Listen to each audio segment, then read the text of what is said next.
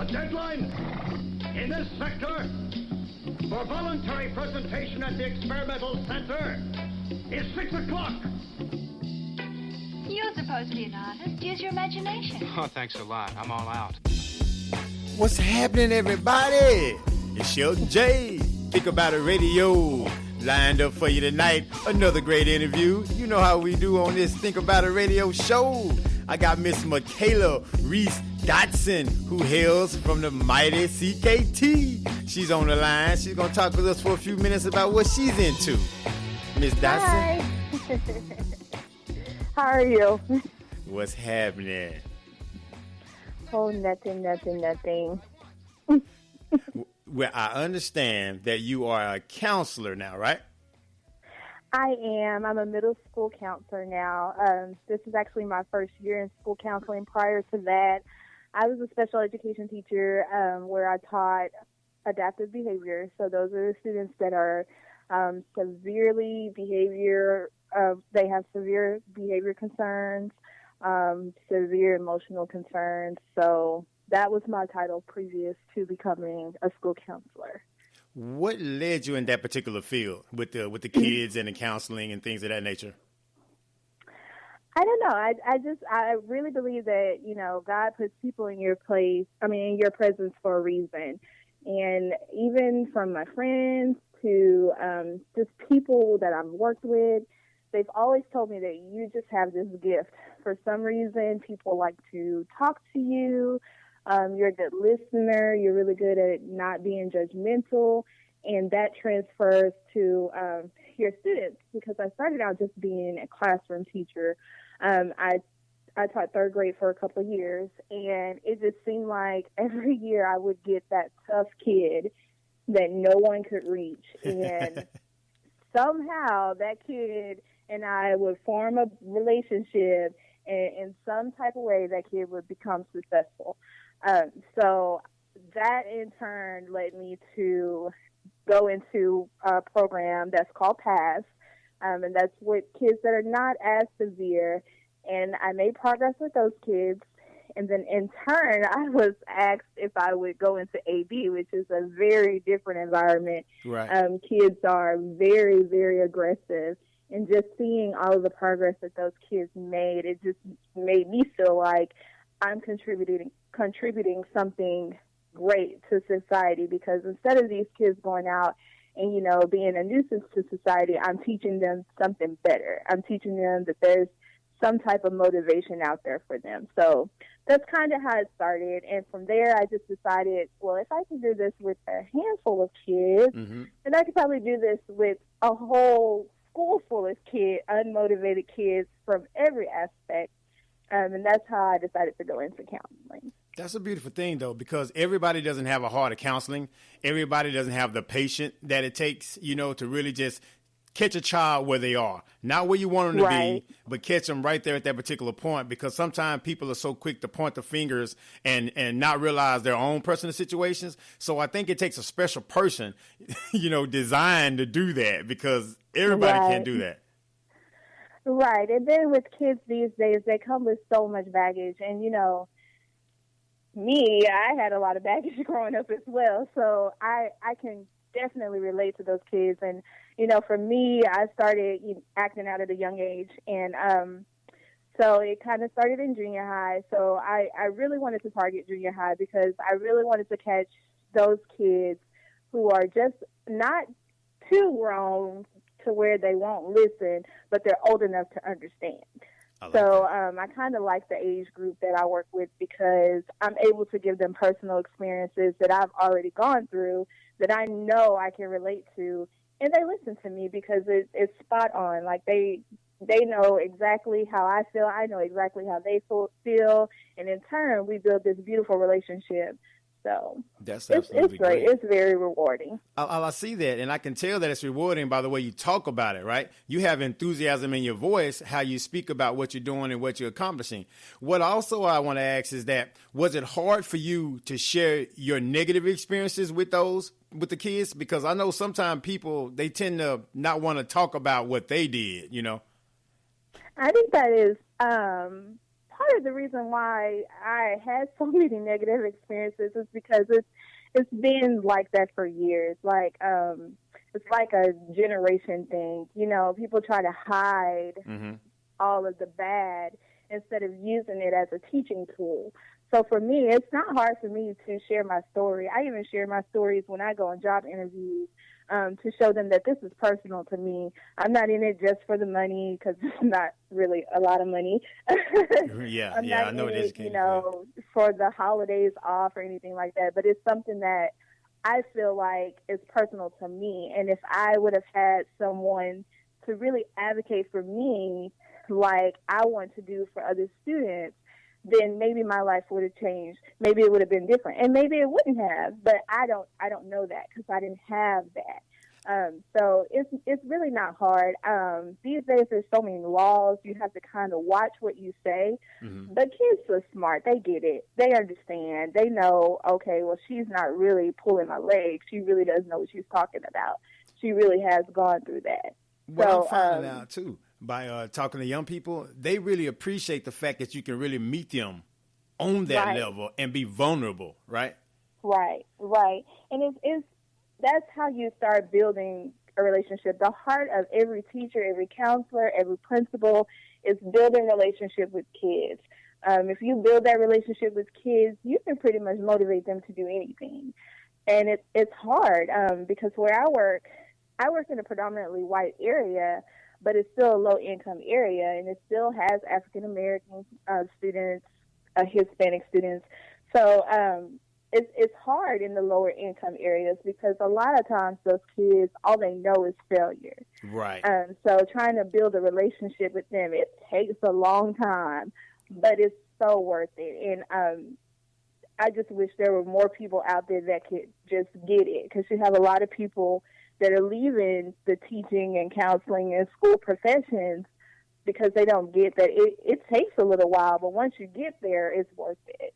So do you think the reason that they're leaving is because we're in such a instant gratification kind of world, they don't see the immediate results, so they kind of like walk away and say it's not working? I think that's part of it, but I think that one thing that they don't teach you when you go to college is teaching is a lot of jobs wrapped in one. You don't just go in the classroom and present a lesson and then kids get it. You go in the classroom, you present a lesson, they don't get it, you have to go back and prepare it again, they still don't get it, you have to analyze data, there's paperwork that you have to do, and then you have to still meet the state standards. And on top of that, you end up with a lot of kids that you have to be mothers to and counselors to and, you know, guardians to. And so it's a lot of jobs wrapped into one. And I don't think that when you go to college, they prepare you for that. And so for a lot of people that are still in the profession, you know that their heart is in it because they don't get paid a lot. So you got to really, really, really be into it to stay, because for teachers, there are not a lot of incentives except seeing the students progress and seeing them successful. So, well, I definitely want to commend you for what you're doing as far as teaching and counseling and things of that nature. That's really a job that people don't really give enough kudos to, because a lot of times they send these unprepared kids to school for you to teach them the stuff they should already know from home. People think that education only is at school. And, you know, I can't tell kids enough and parents enough that it's only so much that you can do in 50 minutes per class period per day. You have to take some type of responsibility. And that's what I try to teach my kids, how to be responsible, how to be organized, how to communicate. Those are all things that I didn't know how to do when I was in middle school and even when I was in high school. And so when I got to college, it was like, oh, my gosh, I got to figure this out. So just trying to get them started early enough so that they don't fall through the cracks, and just giving them some educational tools, but also just life tools. You got to be organized to do, you know, all the things you want to do in life. So it's a really rewarding job. I love it. I think the life that you had, though, you said there were some setbacks and ups and downs. I think that set you up for what you're doing right now, because had you not had those experiences, you wouldn't be as empathetic, I guess. And it's funny that you say that, because when I share my story, I tell people, before I went through all the things that I went through when I was coming up in middle school, high school, even just being a teen mom, I had no idea what I wanted to do with my life. None at all. So I definitely agree that, you're placed in different situations and you don't understand it until later. I don't think I would have ever thought about being a teacher had I not had my son, because it wasn't until I started teaching him things that I realized, oh, man, I have a gift. I never knew I had that gift because I never had to use that gift. It's weird. And I actually didn't go to college to be a teacher. I started out as a business major. Wow. And I just, within, just teaching him how to read and teaching him how to count and seeing him progress, it just evolved. And I was like, I really could do this for a living. So that's how I got started. That is crazy. That's a great story, though, because the funny thing about life, though, sometimes is that it'll dictate the responses. Sometimes we'll plan and we'll throw things out that we want to do, but then sometimes life will make that decision for us a whole nother way. It sure does. It doesn't feel good, I guess, when it happens. It's kind of like, we both grew up in the country, right, in Crockett. Castor oil. Didn't taste good, but they said the results were great. But that was some of the nastiest crap you can give a kid. But they said it was good for you and cleaned you out. I know, and fish oil and all that other stuff. Gosh. Oh man, bad memories. But that's cool though that you have that passion and desire for what you're doing though. And I think the kids, they see that, because as you say, kids are very quick, they're very smart, and so they kind of know if somebody just giving them fluff to pass them on down the road, and actually sincerely looking in their eyes and saying, "Hey, I feel you. I really feel you, man." Yeah, I like that. Right, and they can feel when you care. They know when you really care about them and when you're just, passing through. So, it's a really rewarding profession. I just wish there were more people in the profession that felt the same type of way. For those that say there's no reward in caring, or nice guys or nice girls finish last, what would you say to those people that say that? I would tell them that is the most ridiculous thing I've ever heard in my life. No, tell us how you really feel. I feel like you're holding back. I know. In a world where there's so much hate. Right. And there's so much, even in the education system where there's so much bullying and there's just so much negativity, you have to find a reason to be that positive light for other people. And it's hard sometimes. Some days I want to come home and I don't even want to talk to anyone because I just had such a rough day. But I have to think about it. This is not about me. I'm a firm believer in God. Mm-hmm. I believe that his light has to shine, and it can shine through me.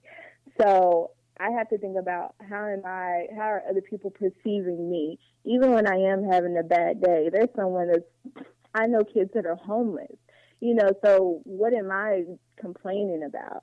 That's so true. There's always something positive that you can think about, instead of just being so negative. So I try my best to be nice to people for the most part. And I do too. And sometimes, though, you really don't get back what you put out there. But at the same time, as long as you locked in with who you are, then it really doesn't matter the response to those people, because as my mom and dad always say, every tub has to sit on its own bottom.